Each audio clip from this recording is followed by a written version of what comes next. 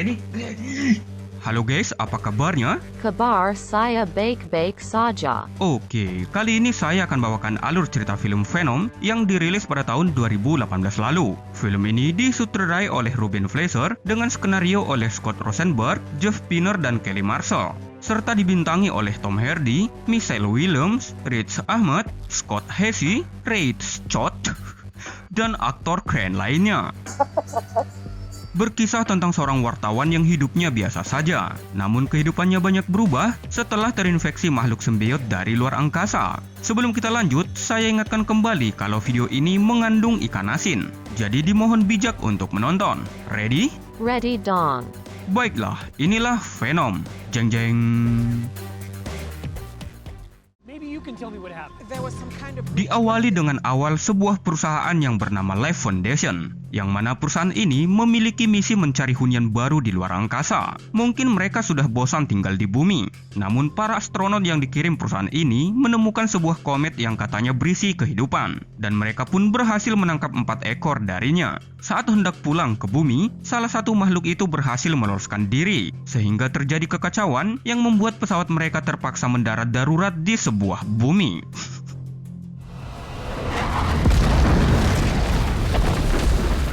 Tepatnya di hutan Malaysia, tim medis dan pekerja Life Foundation pun segera mengevakuasi para korban yang sudah tewas. Terlihat para petugas mengamankan 3 buah tabung yang berisi makhluk luar angkasa. Salah satu petugas wanita yang kita sebut saja Yanti menemukan ada salah satu astronot yang entah bagaimana masih bertahan hidup. Astronot itu pun segera diangkut menggunakan mobil ambulan. Pemimpin perusahaan yang bernama Carlton Drake mendapat laporan kalau salah satu makhluk tidak ditemukan. Saat di perjalanan menuju rumah yang tidak sehat, tiba-tiba astronot itu terbangun dan langsung menyerang para petugas. Hal ini pun membuat mobil gagal atraksi. Namun secara ajaib, Yanti masih hidup dari kecelakaan serius itu. Dia berjalan seperti zombie dengan kaki yang patah kemudian sembuh dengan sendirinya.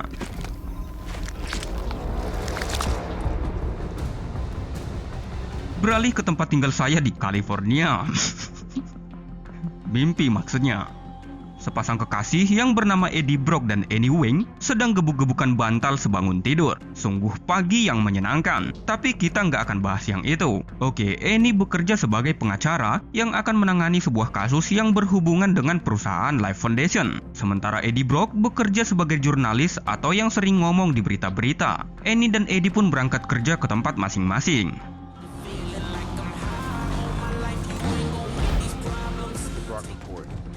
Di kantornya, Eddie menemui bosnya yang bernama Jack. Jack memberi tugas untuk melakukan wawancara eksklusif dengan Keltron. Jack ingin membuat berita anomali bahwa kecelakaan roket Life Foundation hanyalah kecelakaan biasa. Awalnya Eddie menolak karena Keltron juga diisukan sebagai orang jahat. Namun akhirnya Eddie pun setuju karena Jack menjanjikan ikan teri sekilo untuk Eddie. Lumayanlah untuk makan sebulan. Malam harinya, Eddie dan Annie terlihat makan pecel lele di salah satu warung kopi. Annie memperingatkan Eddie agar melakukan pekerjaannya sebaik mungkin. Ternyata Annie juga bekerja di firma hukum yang masih dikendalikan perusahaan Life Foundation. Sepulangnya dari warung, mereka pun melewati malam yang cukup melelahkan. Annie yang kelelahan pun tertidur. Sementara Eddie yang kehausan beranjak mencari sesuatu yang bisa diminum. Saat itu laptop Annie masih menyala. Melihat ada notif email dari firma hukum Life Foundation, Eddie yang kepo pun langsung membuka pesan itu, yang ternyata berisi berkas rahasia tentang tuntutan kematian yang dilakukan Life Foundation. Terlihat ada 3 nama yang diduga menjadi korban kelinci percobaan. Esok harinya, Eddie pun melakukan wawancara dengan Carlton Drake. Awalnya Eddie masih membahas tentang perjalanan karir Keltron. Namun karena didorong kebencian atas kejahatan Keltron, Eddie melenceng malah membahas tentang percobaan obat-obatan yang mengakibatkan objek percobaan meninggal. Merasa tersudut dengan pertanyaan itu, Keltron menyuruh orangnya untuk membawa paksa Eddie keluar.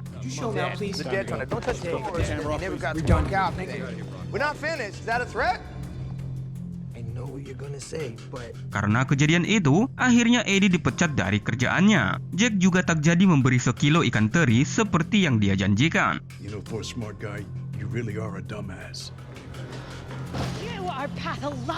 Demikian Annie yang juga dipecat karena kebobolan informasi. Annie yang kesal dengan keegoisan Eddie akhirnya memutuskan hubungan mereka. Malam harinya, ketiga simbiot yang tersisa sampai di Life Foundation. Kaltron sangat kagum melihat ketiga simbiot itu. My God, you're beautiful. Sementara di Malaysia, Yanti yang masih terlihat seperti zombie memakan seekor belut milik Uncle Mutu. Namun saat Uncle Mutu melarang, Yanti malah membunuhnya. Ternyata simbiot yang hilang itu menginfeksi tubuh Yanti. Dia juga menyerang Jarjit dan teman-temannya yang mencoba menghentikannya.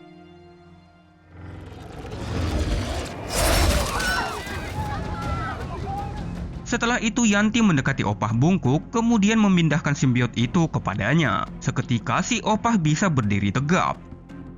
Hari berganti hari, bulan berganti-ganti, hingga akhirnya 6 bulan kemudian. Di perusahaan Life Foundation, seorang ilmuwan yang bernama Dora melakukan eksperimen salah satu simbiot pada seekor kelinci. Dora pun menyimpulkan, agar bisa hidup di bumi, makhluk luar angkasa ini harus menyatu dengan makhluk bumi sebagai inangnya. Melihat keberhasilan itu, Kaltron berencana akan melakukan percobaan terhadap manusia. Dengan begitu, manusia juga akan mampu bertahan hidup di luar angkasa. Malam harinya, terlihat Eddie yang senewen sedang minum kopi di sebuah warung. Saat televisi menampilkan Kaltron, Eddie kesal dan langsung pergi dari sana. Di pinggir jalan, Eddie membeli koran dari seorang tunawisma bernama Maria. Yang mana Maria ini suka mengambil koran gratis untuk dijual kembali. Kemudian Eddie memasuki sebuah minimarket milik Nyonya Chen untuk membeli sekilo ikan teri. Saat mencari ikan teri, tiba-tiba pria bernama Jarwo meminta jatah keamanan. Sementara Eddie hanya menjadi penonton seperti kita. Setelah pria itu pergi, Nyonya Chen mengatakan kalau hidup tak selalu menyenangkan. Kemudian Eddie pulang ke kontrakannya. Terlihat tetangganya seorang pria kadal berambut panjang sedang bermesraan dengan pacarnya. Kini Eddie pun menikmati bagaimana rasanya tak punya uang saat pengangguran. Berbagai surat tagihan menumpuk di hadapannya. Eddie pun mencoba menghubungi Pak RT untuk meminta pekerjaan. Namun sayangnya Pak RT sedang tidak membutuhkan pekerja. Lalu Eddie mencoba menenangkan diri. Bukannya mendapat ketenangan, si pria kadal malah nyetel musik kencang-kencang.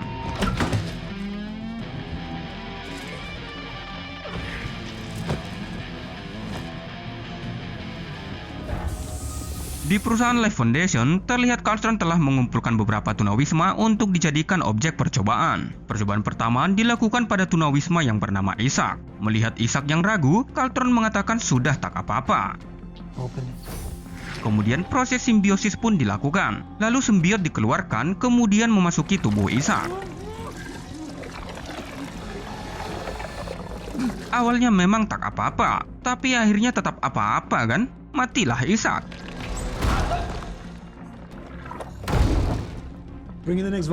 Bukannya merasa berdosa, Kaltron malah menyuruh untuk memasukkan tunawisma berikutnya.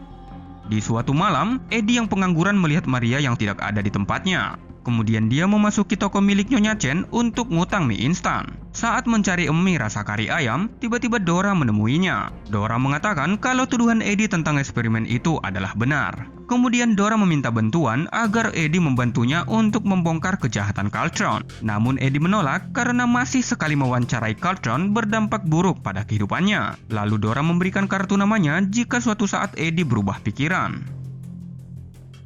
Saat hendak pulang, Eddie memandangi rumah mantan pacarnya. Tiba-tiba Annie juga sampai di sana. Ternyata Annie telah memiliki pacar baru bernama Dan yang merupakan seorang dokter bedah. Eddie pun mencoba mengajak Annie balikan. Namun sepertinya Annie sudah tidak mau lagi. Semenjak itulah Eddie semakin terpuruk. Rasa cemburu dan patah hati membuatnya ingin bunuh diri. Akhirnya Eddie memutuskan untuk membantu Dora. Malam itu juga Dora membawa Eddie menyilap masuk ke Life Foundation.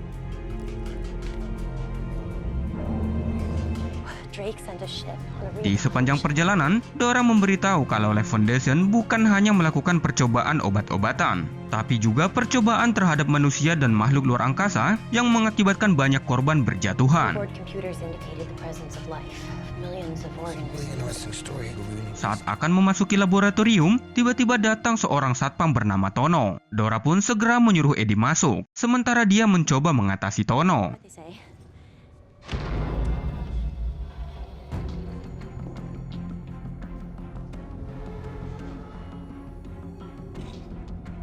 Saat mengambil foto percobaan, Eddie menemukan Maria yang ternyata berada di tempat itu. Eddie pun mencoba menyelamatkannya. Namun saat Maria terbebas, Maria malah menyerang Eddie. Mereka pun melakukan perpindahan simbiot. Karena bunyi alarm, para penjaga segera memeriksa ke ruang laboratorium. Eddie pun berusaha melarikan diri. Dia merasa kalau tubuhnya seolah ada yang mengendalikan. Dia bahkan bisa menjebol pintu dan menerobos pagar besi dengan tubuhnya.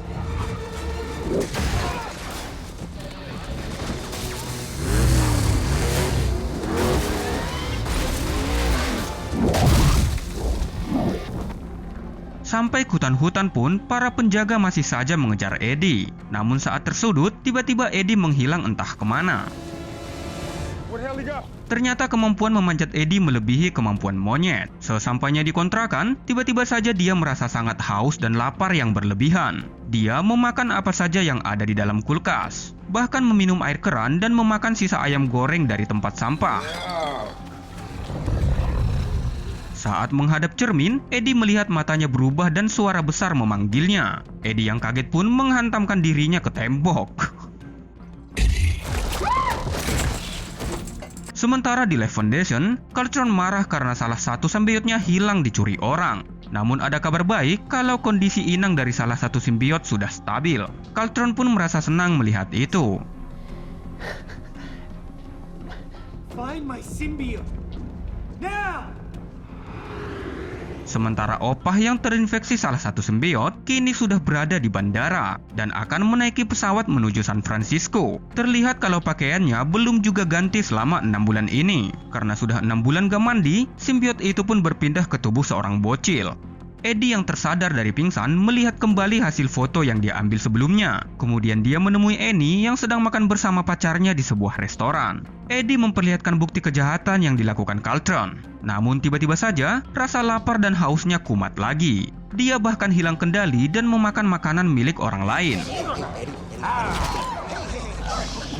Eddie juga merasa tubuhnya kepanasan. Kemudian dia masuk ke dalam kolam dan memakan lobster hidup-hidup.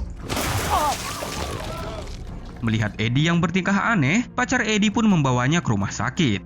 Sesampainya di rumah yang tidak sehat, Eddie pun menjalani pemeriksaan menggunakan alat fotokopi. Saat alat dinyalakan, tiba-tiba Eddie berteriak kesakitan.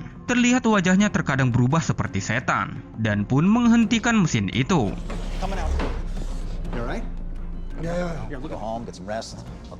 Setelah itu, Eddie disuruh pulang saja. Di Life Foundation, anak buah Carltron memberitahu kalau Dora terlibat atas hilangnya salah satu simbiot. Kemudian Carltron berjanji tidak akan melakukan uji coba pada manusia lagi, asalkan Dora memberitahu siapa yang membawa simbiot itu. Eddie Brock. Setelah tahu kalau Eddie lah orangnya, Carltron malah menjadikan Dora sebagai subjek percobaan. Tak lama kemudian, anak buah Carltron pun tiba di kontrakan Eddie. Mereka meminta agar Eddie menyerahkan simbiot yang berada di tubuhnya. Awalnya Eddie menyerah tanpa syarat, namun tiba-tiba saja dia mendengar suara di kepalanya. Kemudian simbiot itu mengambil kendali tubuh Eddie, lalu menghajar anak buah Carltron.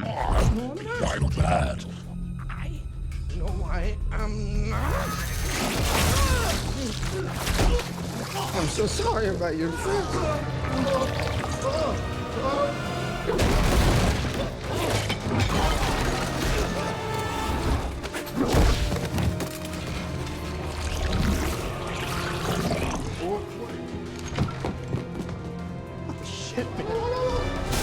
Berkat simbiot itu juga, Eddie bisa berayun di antara gedung.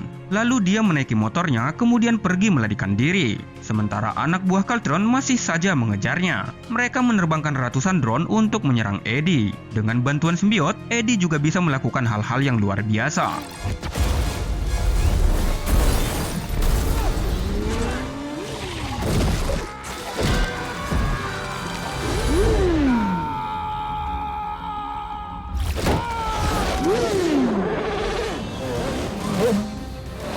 Siaran langsung yang dilihat Carltron membuatnya kagum dengan Eddie. Ternyata Eddie bisa bersimbiosis dengan makhluk itu.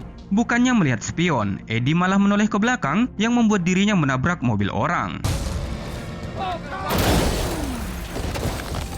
Hal itu pun membuatnya sekarat dan kakinya patah. Saat Eddie akan ditangkap, tiba-tiba simbiot itu menyembuhkan semua luka di tubuh Eddie. Kemudian simbiot membalut tubuh Eddie dan memperlihatkan jati dirinya yang sebenarnya. Eddie juga memakan salah satu kepala anak buah Caltron. Saat polisi mulai berdatangan, simbiot itu melarikan diri lewat laut.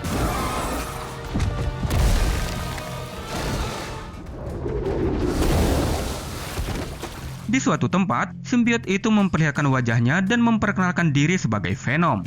I am Venom. Venom mengatakan kalau dia hanya menumpang di tubuh Eddie untuk mengambil roket milik Caltron. Setelah itu Venom akan menjemput bangsanya untuk menguasai bumi. Venom juga berjanji akan membiarkan Eddie hidup jika dia mau bekerja sama. That is the deal. Sementara anak yang terinfeksi simbiot kini telah tiba di Bandara San Francisco. Sepertinya simbiot itu membawa si anak ke suatu tempat. Di Life Foundation, Caltron menemukan Dora dan simbiotnya sudah tewas. Kemudian Caltron menyuruh anak buahnya menangkap Eddie hidup-hidup karena simbiot yang di tubuh Eddie lah satu-satunya yang tersisa. Di malam itu juga, Eddie mendatangi kantor Jack tempat dia pernah bekerja. Dia ingin mengantarkan barang bukti kalau kejahatan Caltron memang benar. Namun dia dihentikan temannya yang bernama Richard. Kemudian Venom bilang kalau mau ke atas kenapa nggak bilang dari tadi. You want up? What you just say? Akhirnya Venom pun membawa Eddie hingga ke atas gedung.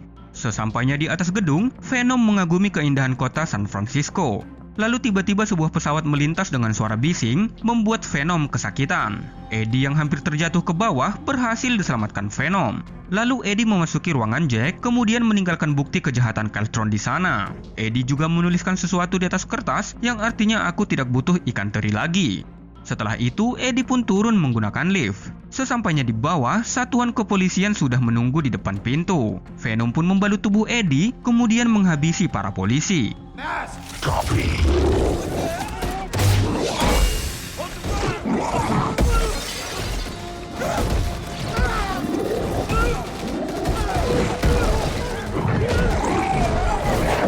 Setelah semua polisi berhasil dilumpuhkan, Venom berniat memakan kepala petugas. Namun tiba-tiba saja, Annie memergoki aksi mereka itu. Eddie pun berusaha menenangkan Annie. Dia mengatakan kalau ada sesuatu di dalam tubuhnya. Kemudian Annie membawanya ke rumah sakit. Hospital! Right now! Di dalam mobil, Venom tidak setuju jika diperiksa dengan alat fotokopi karena suara bising dapat menyakitinya. Venom juga memberitahu kalau mereka lemah terhadap api dan suara frekuensi tinggi. Sementara di Life Foundation, anak kecil yang terinfeksi simbiot mendatangi Caltron. Caltron pun bilang, anak kecil jangan keluar terlalu malam, banyak kolong wewe. Tiba-tiba anak itu mencekik Caltron, kemudian memindahkan simbiot ke tubuhnya.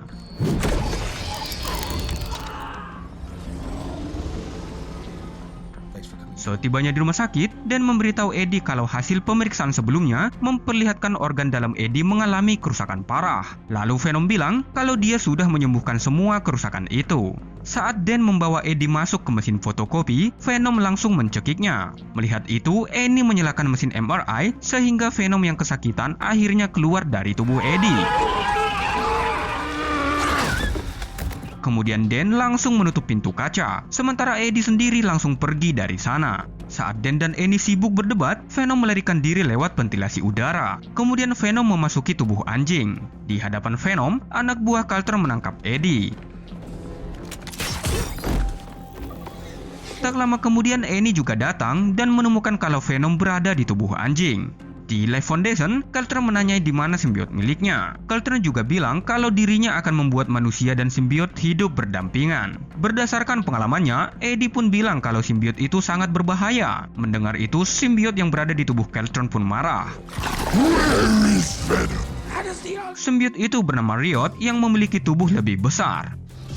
Sadar kalau Eddie sudah tak berguna, Eddie pun dibawa ke dalam hutan untuk dibunuh. Namun tiba-tiba sesuatu menyerang anak buah Caltron secara diam-diam. Setelah semua tewas, ternyata itu adalah Venom yang menumpang di tubuh Annie. Venom kemudian berpindah ke tubuh Eddie. Sementara Caltron dan Riot berdiskusi untuk menjemput para simbiot keluar angkasa dengan roket milik Life Foundation. Riot mengatakan kalau dirinya adalah pemimpin simbiot, yang artinya para simbiot akan tunduk padanya. Di dalam hutan, Venom memberitahu Eddie kalau Riot bisa membuat berbagai senjata dari tubuhnya. Venom juga bilang kalau dirinya berubah pikiran untuk menyelamatkan bumi dari kaumnya. Hal ini karena Venom mulai menyukai Eddie. Di Life Foundation, Keltron memerintahkan anak buahnya untuk meluncurkan roket sekarang juga. Dan dia sendirilah yang akan pergi keluar angkasa. Setelah peluncuran sudah dimulai, salah satu anak buahnya menyadari rencana Keltron yang sebenarnya. Dia pun mencoba membatalkan peluncuran roket. Namun hal itu diketahui oleh Riot sehingga dia membunuh semua anak buah Keltron.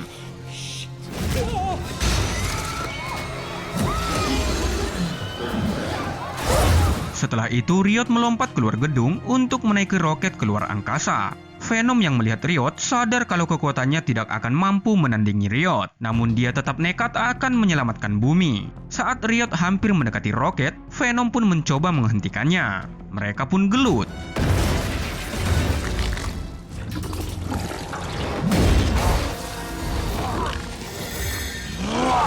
Holy shit! Told you. Riot yang sudah elite pass mampu mengeluarkan berbagai senjata dari tubuhnya. Hal ini pun membuat Venom kewalahan. Di sini Riot menyadari kalau kekuatan Venom tergantung dengan host yang juga kuat, yang artinya Venom dan Eddie memiliki kecocokan. Di tengah pertempuran, Riot dan Venom bercampur aduk seperti kopi dan susu, dan setelah bersatu, Riot berhasil mendominasi tubuh Venom. Riot pun semakin kuat dan besar. Saat Riot akan memasuki roket, tiba-tiba terdengar suara bising. Hal itu pun membuat mereka semua terpisah. Ternyata suara itu diaktifkan oleh Annie yang berada di ruang kontrol. Eddie dan Keltron pun bertarung tanpa simbiot. Terlihat kalau tubuh Eddie lebih kuat dari Keltron.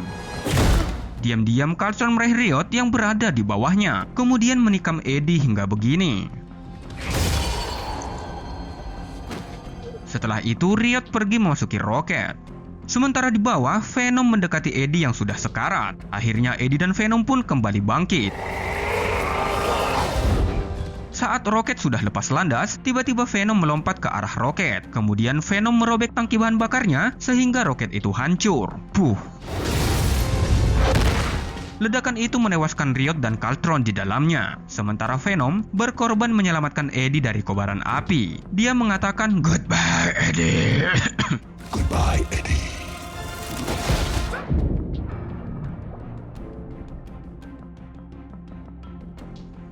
Setelah beberapa apa kemudian, Eddie dan Annie terlihat sedang berbincang di depan rumah. Eddie mengatakan kalau dia ditawari kembali kerja di tempat sebelumnya. Namun Eddie menolak karena ingin jualan ikan teri saja. Oh, like everyone else. Saat Annie minta maaf atas kematian Venom, tiba-tiba Venom berbicara di tubuh Eddie. Dan suara itu hanya Eddie yang bisa mendengarnya. Setelah itu, Eddie pun pergi pulang. Ternyata Venom juga selamat dari kecelakaan sebelumnya. Kemudian Eddie membuat kesepakatan agar Venom hanya memakan kepala dari orang jahat saja. Lalu Eddie memasuki toko Nyonya Chen lagi untuk ngutang mie instan. Masih mencari rasa kari ayam, lagi-lagi Jarwo datang menagih keamanan. Venom pun tahu kalau itu adalah orang jahat. Venom dan Eddie memperingati Jarwo agar jangan suka ngutang mie instan. Setelah itu mereka memakan endasnya.